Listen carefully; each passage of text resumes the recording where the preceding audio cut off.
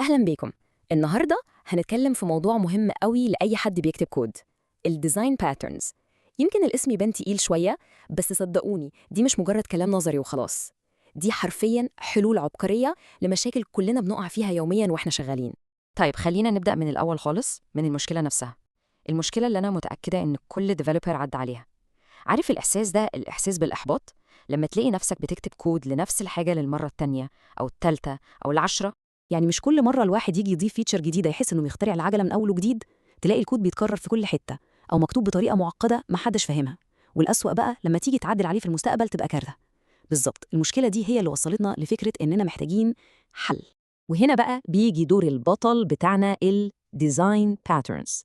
بس عشان نبقى واضحين، دي مش مجرد أكواد جاهزة نعمل لها كوبي وبيست وخلاص، لا، دي عبارة عن استراتيجيات، تصميمات، طرق تفكير أثبتت فعاليتها مع الزمن. طيب لو حبينا نعرفها بشكل علمي شوية، هنقول إن الديزاين باترنز هي حلول متجربة وممكن نستخدمها أكتر من مرة لمشاكل بتتكرر دايماً في تصميم السوفت وير. يعني الهدف كله في الآخر إننا نبني سيستمز الكود بتاعها نضيف، سهل يتفهم، والأهم نعرف نكبره ونطوره بعد كده من غير مشاكل. طيب جميل، بس ليه نستخدمها؟ إيه الفايدة يعني؟ بص، أول حاجة هي بتديلك حلول جاهلة ومجربة، مش هتحتاج تبدأ من الصفر كل مرة. تاني حاجة بتخلي الكود بتاعك مقروء أكتر بكتير وينفع تستخدمه تاني في أماكن تانية. وطبعا بتخليك ماشي على أحسن الطرق في تصميم الأركيتكتشر، وده في الآخر بيوفر وقت ومجهود كبير في التطوير. أوكي، عالم الباترنز ده كبير وفيه تفاصيل كتير، بس عشان ما نتوهش، الناس الخبرة في المجال راحوا مقسمينهم لثلاث عائلات أو فئات أساسية. التقسيمة دي بتساعد قوي إننا نعرف كل باترن دوره إيه وبيحل أنهي نوع من المشاكل. العيلة الأولى اسمها creational patterns، ودي زي ما الاسم بيقول كل شغلها الشاغل هو إزاي الأوبجكتس بتتعمل أو بتتخلق. العيلة التانية هي structural patterns، ودي بتركز على الهيكل، إزاي نركب الكلاسات والأوبجكتس مع بعض عشان نعمل تركيبات أكبر وأقوى. والعيلة الثالثة والأخيرة هي behavioral patterns، ودي بقى بتاعت التواصل، إزاي الأوبجكتس تكلم بعضها وتوزع الشغل والمسؤوليات بينها. تمام، عشان الكلام النظري ده يثبت خلينا نمسك مثال عملي. هناخد باترن واحد بس من العيلة الأولى، عيلة الكرييشنال. باترن مفيد جدا وهيورينا بالظبط الفكرة عاملة إزاي على أرض الواقع. الباترن ده اسمه البيلدر باترن، وعشان نفهمه كويس قوي تخيل معايا الموقف ده. قررت تبنوا بيت على مزاجك. هل طبيعي إنك تتصل بشركة المقاولات وتقول لهم في مكالمة واحدة كل تفصيلة في البيت؟ أكيد لأ. اللي بيحصل إنك بتديهم المواصفات خطوة خطوة. النهاردة تقول لهم أنا عايز 3 أدوار، بكرة تقول لهم وكل دور فيه 4 أوض، بعده تقول لهم لون الواجهة كذا، وهكذا. أهو ده بالظبط هو البيلدر باترن. بدل ما نعمل كونستراكتور واحد معقد وطويل وبياخد 20 بارامتر، لا، احنا بنبني الأوبجكت بتاعنا حتة حتة. طيب نبص على الكود عشان نفهم. عندنا هنا كلاس اسمه car، ركزوا في الحتة دي. الكونستراكتور بتاعه معمول برايفت. طب ده معناه إيه؟ معناه ببساطة إنك ما تقدرش تيجي في أي حتة في الكود وتكتب نيو كار كده على طول، ممنوع. احنا كده بنقفل الباب ده وبنجبر أي حد عايز يعمل عربية إنه يستخدم الطريقة اللي احنا محددينها. والطريقة دي هي مين؟ هي الكار بيلدر اللي قدامنا ده. ده هو فريق البنا بتاعنا في الكود. ده كلاس تاني جوه الكلاس الأصلي، ونوعه ستاتيك عشان نعرف نوصله بسهولة من بره.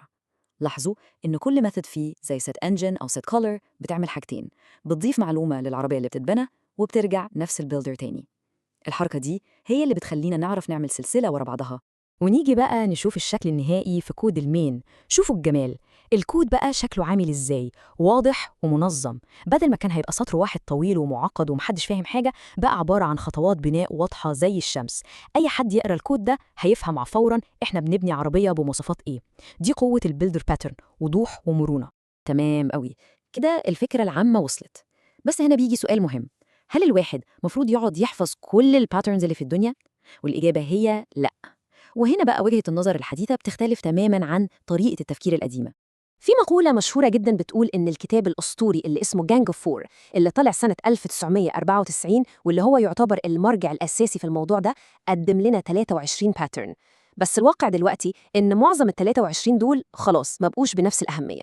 ليه طيب؟ إيه اللي اتغير؟ السبب بسيط جدا، لغات البرمجة نفسها اتطورت. يعني حاجات كتير كانت الباترنز دي بتعملها زمان بقت اللغة بتقدم لك حل ليها جاهز. يعني مثلا الايتريتور باترن ده زمان كان حوار، النهارده كل اللغات الحديثة فيها فور each loop أو ما يعادلها، فخلاص ما بقاش له لازمة زي الأول. فبدل ما الواحد يشتت نفسه في ال 23 باترن كلهم، الصح دلوقتي إن التركيز يكون على المجموعة الأساسية، الاسينشالز، اللي هم حوالي من 5 ل 8 بالكتير. دول اللي فعلا ليهم تأثير وبيستخدموا بكثافة. بنتكلم عن مين؟ بنتكلم عن البيلدر اللي لسه شايفينه، عن الفاكتوري والسنجلتون والستراتيجي والأوبزرفر. دول هم الخلاصة، وهم اللي هيفرقوا معاك فعلا في الشغل وفي أي انترفيو. وهنا بقى نوصل لأهم نقطة في الشرح ده كله. الفكرة مش حفظ، الموضوع مش إنك تسمع أسماء الباترنز وخلاص. الهدف الحقيقي هو إنك تدرب عينك على اكتشاف المشاكل، إنك لما تبص على كود تقدر تقول المشكلة دي شكلها كده محتاجة builder pattern، أو الحالة دي strategy pattern هيبقى فيها تحفة. فالسؤال اللي عايز كل واحد فينا يسأله نفسه هو: لو بصيت على الكود اللي بكتبه كل يوم، إيه المشكلة اللي قاعدة هناك مستنية الباترن الصح اللي يحلها؟ أول ما الواحد يبدأ يفكر بالمنطق ده، صدقوني ده اللي بينقل طريقة كتابة الكود لمستوى تاني خالص، مستوى أكثر احترافية وأكثر أناقة.